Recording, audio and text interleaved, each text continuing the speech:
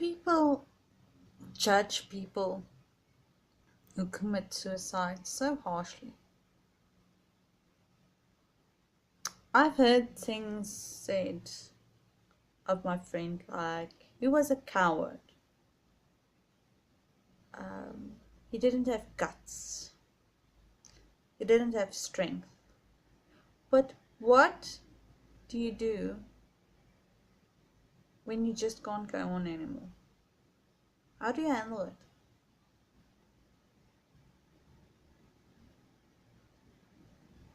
It's just a question. If you ever suffered with depression and anxiety and stuff that make you feel like you're an outsider because you struggle so much to see the light, and it's difficult. And yes, some of us, I also suffer from depression. I go to the doctor and I told him, I think I was 18 years old, and I told him something is very wrong with me. I think I might be crazy. Despite ex-boyfriends already saying that, but hey, that's why they're ex. But anyhow, enough of the funny. And I went to the doctor and I told him something's wrong with me. I think I'm crazy. And I explained it to him, and I explained all my emotions, and they were all over the place. And I tried to explain it while grasping the chairs. I almost killed that poor chair because I was so nervous, because I thought to myself, that's it, I'm going to the crazy house now. They're gonna lock me up. It's tickets for me. And I remember my hands sweating like crazy while I'm telling him all these emotions I've been going through. And he's just sitting there, and I can't read his face because it's like, okay, do you think I'm crazy now, or is there something physically wrong with me, or what's going on now? Because I'm talking and I'm thinking this at the same time, and everything is just racing through my mind, and with that my heart is racing, and with that my palms are sweating, and it's just I think it was the most intense moment that I'll never forget in my life, because I was so scared of what this man is going to think of me, that I just I just rambled. Um, and he was very serious when I told him, I think I'm crazy. You think I'm crazy? I don't know. I think, I don't want him to say I'm crazy, but I think I'm crazy. Am I crazy? Yeah. And he told me he was actually not very, very impressed with my comment that I'm crazy. And he just said, you're not crazy. You're suffering from depression. It's perfectly normal. I think I was 13 years old. The first time depression and suicide thoughts crossed my mind. I don't know why so young. I think it had to do with, it was always just me and my brother, and then he was like 18, and he was going out and living his life, and I was left behind with my mom and my dad.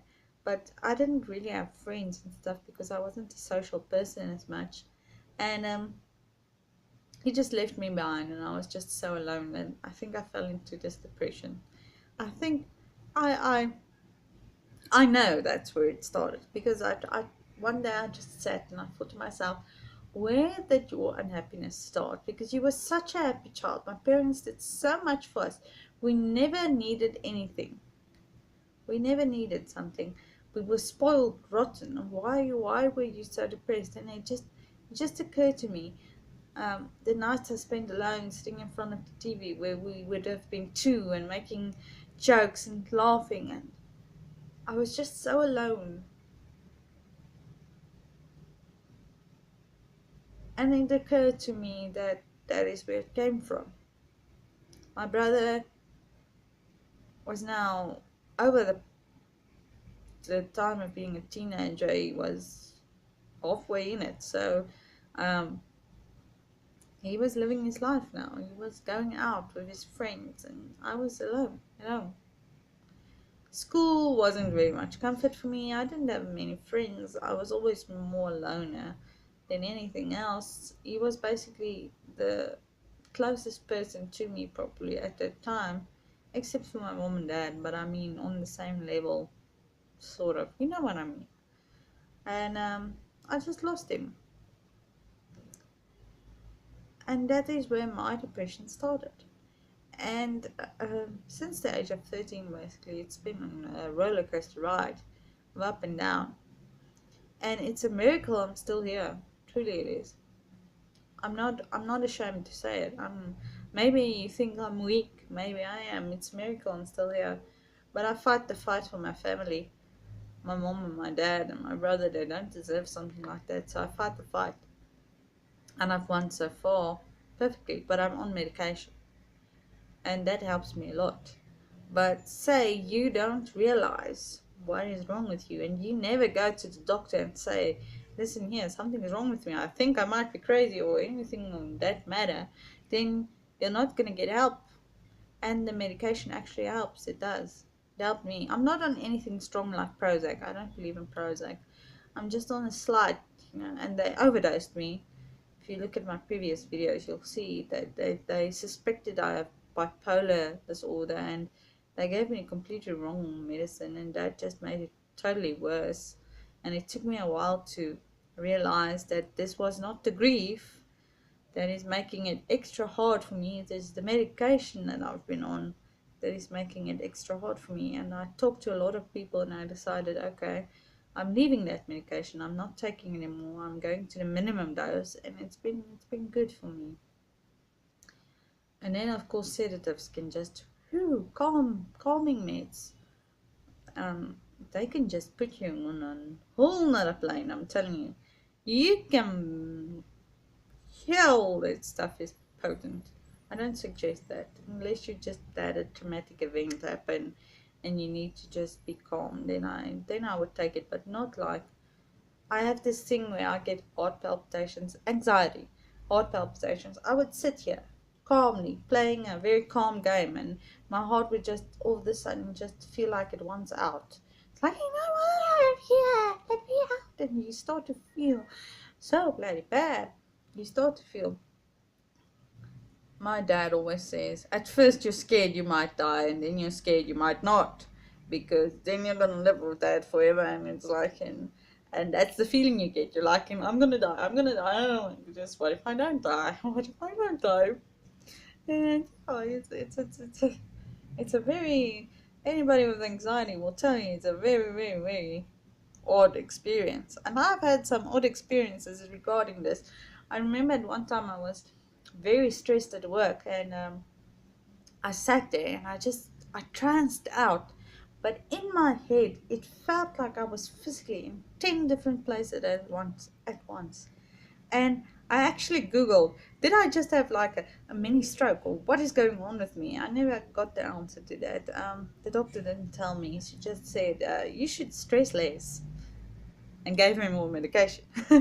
Okay, so, but basically, what if you don't have that? What if you can't go to the doctor and say, or if you're too afraid to go to the doctor and say, listen, yeah, I feel bad, I'm sad, I'm lonely, I'm depressed, I'm down, it's a roller coaster of emotions, and you don't know what you're going to do, and most of the time you're in this darkness. What if you can't do that?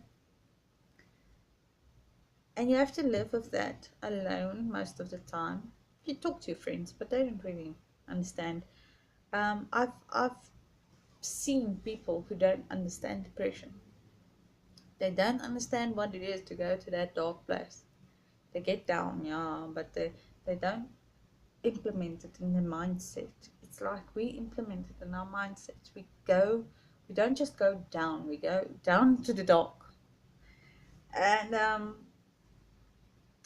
it's hard.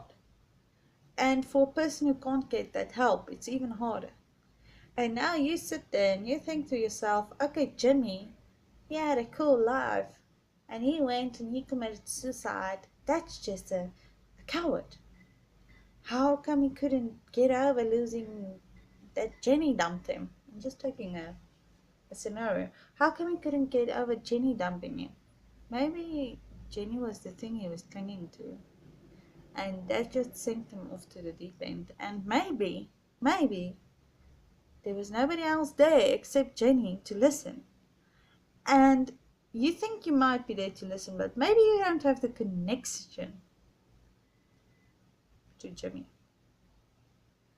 And You think yourself is such a coward. Really? Is he? Or was he just tired? Was he just at a loss for wanting to live? That's the thing we need to ask ourselves. We are so easily to judge everybody. Even a murderer, you can say, he's a monster. I commented on a video the other day about this as well. I think I commented it twice. And I'm like, but what if, now think about it, what if you were born a psychopath? Or you were born with schizophrenia? What then? Can you really help it?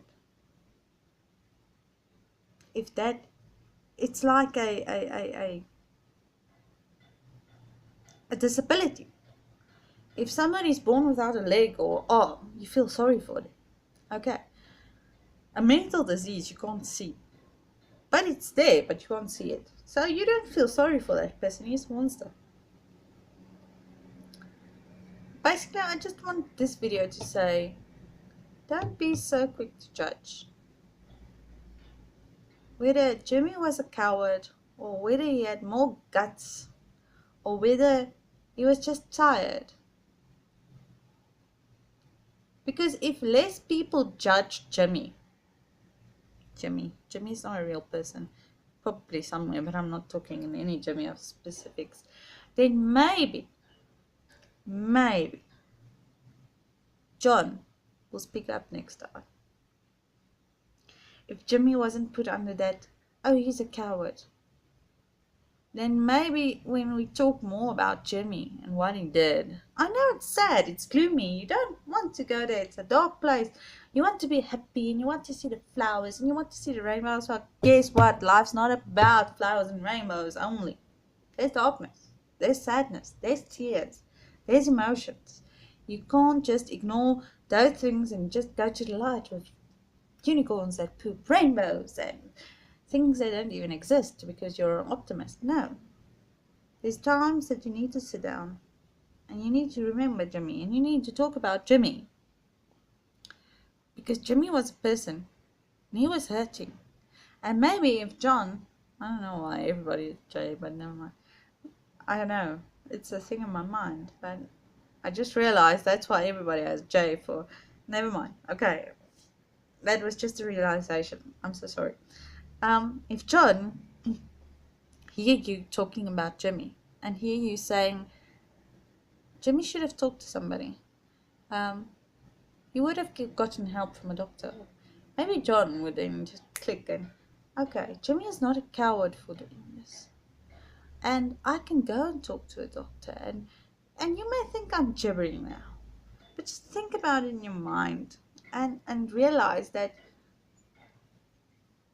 yes, Jimmy's gone, but you can still help John with Jimmy's story. Because if John sees how missed Jimmy is, and that there is an opportunity for help for him, he'll maybe take the other road and go and get help. You know, this morning, we all know, by now if you've watched my videos, you know I have dealt with suicide on a very personal level. I've lost someone very close to me to suicide, and I didn't have a clue, and it still haunts me to this day. It will always haunt me. I've made peace with that.